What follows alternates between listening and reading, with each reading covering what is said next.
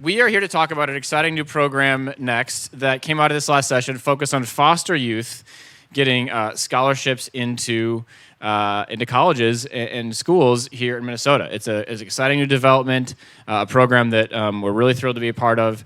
I'm going to introduce our panelists. We have Wendy Robinson, who's the Assistant Commissioner of Programs at the Office of Higher Education, my colleague in state government. We have Wong Murphy, who's the Executive Director of Foster Advocates. And then Wong, do you want to introduce our friends to your left? Even better, I just don't believe in the voiceless, so I just believe in passing the mic. So I'll just pass it off to each of you to introduce yourselves. How's everybody doing? I'm Jamari Jones. I'm Travis Matthews. And I'm Tatiana Lemire. Well, welcome all. We're thrilled to have you here. Wendy, why don't you give our audience a framing of what this program is all about? Sure, thank you. I'm so glad to be here. I've joked with some folks that I started with the Office of Higher Education in March. So starting at a state agency in a pandemic, halfway through the legislative session, working remotely is as easy as it sounds like it would be. But one of the first things I had to do was look at all of the pending policies and legislation that we were trying to move through and try to really quickly come up to speed. And the fostering independence grants was one of the first ones that I read and thought, oh, this is going to be really life-changing for some Minnesotans. The Office of Higher Education is really committed to making sure that all Minnesotans have access to a post-secondary credential. We know that access to a post-secondary credential is one of the best predictors of a person's ability to earn a family-sustaining wage, which is one of the big goals for the state as a whole. We also know that the cost of higher education is really a barrier and is really a challenge for a lot of populations. And so this was a grant program that was really designed to supplement what is already existing with federal Pell Grants, with the Minnesota State Grant, to ensure that students who have either are in or coming out of the foster care system have the opportunity to access higher education and have all of their tuition taken care of, to be able to be on the path toward hopefully graduating with a credential that's going to earn them the opportunity to participate in a career that's really meaningful, to earn a family-sustaining wage, and to not have the barrier or the burden of student loan debt on top of that. And so we think this is something that will really make a deep impact for a population that we feel is really important. Well, thank you, Wendy. Wong, talk a little bit about how this program came about and why it's important. Yeah, I'm so glad to be able to be here this morning because it started with Youthprise, which I think every good thing does now.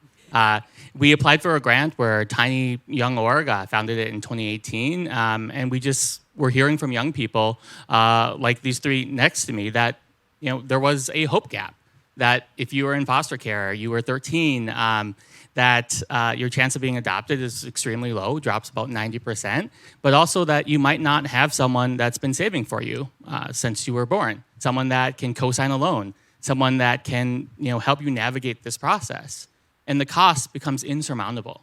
Even just $1,000, $5,000, what many parents and families would be glad to pay for the cost of college became an impossibility when you're 18 and on your own trying to make it. And it was this work group that we were able to form of fosters who had graduated college, fosters who didn't quite make it, and fosters who were trying, who came back to us and said the biggest barrier for them was the cost. Everything else they could take care of on their own. But what really the biggest barrier for them was the cost of attendance, that it wasn't just tuition. It was paying for rent. It was fighting off homelessness. It was, taking care of siblings and children, something that we feel like we could manage and tackle. Good parents, when they're financially able, would support their young people and their children's dreams of going to post-secondary and getting a great job. Well, the state is our parent. The state was my parent. Is all of your parents. The state can afford it. In fact, I don't think the state can afford not to, and I'm so glad that the state is now investing in foster youth in a way that is going to produce great outcomes. And whenever possible, I'd rather bet on a young person's dreams. Powerful. Jakari, was that your name? Jamari, I'm sorry. Tell us your story. So when it comes to me and just in terms of foster care and just how things were, when I really just did my history of the programs I'm working with, just finding out that foster advocates wasn't even real 20 years ago, like it didn't exist. So just thinking of that and then thinking of all the work I've done in the past year, like my cis home was a lot larger. So when foster care was kind of, brought upon us, it was like kind of split everybody apart and everybody has a different direction. And one thing I've noticed through like just siblings or other foster youth is you kind of have to take what comes to you in terms of what's available when you're in foster care. And just when I've noticed one thing working on like just the whole bill is it's not gonna happen overnight, but just being able to notice that we can make things easier for other foster youth is huge. Because, like I said, some of the people in here have been working on this for a lot longer than just, 6 months. This has probably been an ongoing issue for about forever. So when I just look at it like that, I just try to be considerate of all the other fosters that aren't here or that aren't aware of the resources that could possibly change their life forever. And are the three of you all recipients or potential recipients of these grants? Okay. Talk to us more about that. Any of the three of you. My bad, I don't want to cut you off. But first of all, I just want to shout out Bridgemakers and, some of the other people that have y'all helped out a lot. I was one of those youth, and I passed on the information, and I've seen it change a lot of other youth around me and just some of my peers' lives. So when I say that is, as I was listening to you guys talk about it, I just thought about how much other issues are just underlying that just don't get thought about in terms of foster youth. And I just know that it's things like that make it easier for us to transition into post-schooling or continue or further our education. It becomes a lot easier when we see that the community cares just as much as some of the groups that we're working with. So my name's Travis. I'm from Grand Rapids, Minnesota, like pretty far up north. It's Iron Range. Not a lot of people know about it. It's pretty crazy up there. Home with Judy Garland, right? Yes, exactly. Yeah. The museum is really boring. There's nothing there. Don't go. Been there 20 times. So I grew up in foster care from like age 13. My mom and dad were really crappy. I actually come from a deaf household, so both my parents are actually deaf, so I'm bilingual. And so that was like a really cool experience going into foster care because I could share that with other foster kids. That was like the best thing. It was like, I don't know the language, guys. And they were like, cool with me about that. So this bill, though, like, has been like a really big thing for this past year. I was a PSEO student, and so this like whole school year, I was like helping Hong and Elena over there. I really enjoyed working with them, like just doing op-eds and like just talking to them, like learning about the foster care community.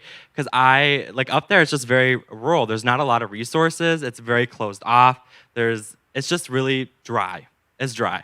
I don't know the word. I guess dry is how I'd explain it. But it's just tough up there. And so this bill, like not only am I a recipient of this bill, like it's gonna help me financially, but it also makes me feel powerful because I'm a foster kid, and this shows that I have potential to be something. And working with Hong and Elena have made me feel like I am valuable, like I'm a really important person. And I'm just really grateful that this bill is even a thing, because I remember when Elena and Hong first told me about it, it was like 10% chance it's gonna pass. And I was like, dang, I really hope it passes, but because I'm attending Hamlin in the fall in 11 days actually, and so I'm really excited to start. And thank you. And like they have really prepped me for Hamlin. Actually, I've done so much work with them that I think like I'm really ready to hit the ground like running. So I'm super excited to start. And how much of that tuition then is covered by the program? The program doesn't come into effect till the next school year. So Gotcha. This school year does not come in. It will not affect me. So I ended up actually taking out about $10,000 in federal loans. And so, yes, I'll be paying that after graduation. Super excited to make those payments. But for my junior and senior year in college, that bill will be in effect and will help me because I do plan to go get my master's and I want to get my law degree. A lot of people are like, don't go to law school. It's not worth it. Don't do it. But I'm still thinking about it. But I want to be able to save my loans for those higher education opportunities. Got it. So thank you. Okay, hi everyone. I'm Tatiana. This bill won't really affect me as much because I'm going into my 4th year of college. But more than anything, I'm excited for upcoming college students to be able to utilize the resource. I know right now there are resources available for students. I have been very fortunate to be able to have all my expenses paid through ETV program and other resources. But I'm really excited for this bill to go into effect because all the resources will be kind of more available together. So it will give students just a greater success and chance at excelling in college. So that makes me really excited. I don't really know what else I'd want to add. Well, Jamari? I don't know. I feel like I kind of been hiding in the shell, but foster advocates kind of helped me also transition because I start college kind of about like 10 days as well, but I'll be attending Minneapolis College, but they also helped me get, all the scholarships that I needed to make sure that it wasn't stressful. So also got to give credit to foster advocates for that. It's definitely been a lot easier just in terms of looking towards school futuristically. So For Jamari and Travis, as you were planning for college the last 2 or 3 years in high school, and you're trying to figure out how am I going to pay for this, and how to walk us through that thought process. What was that like?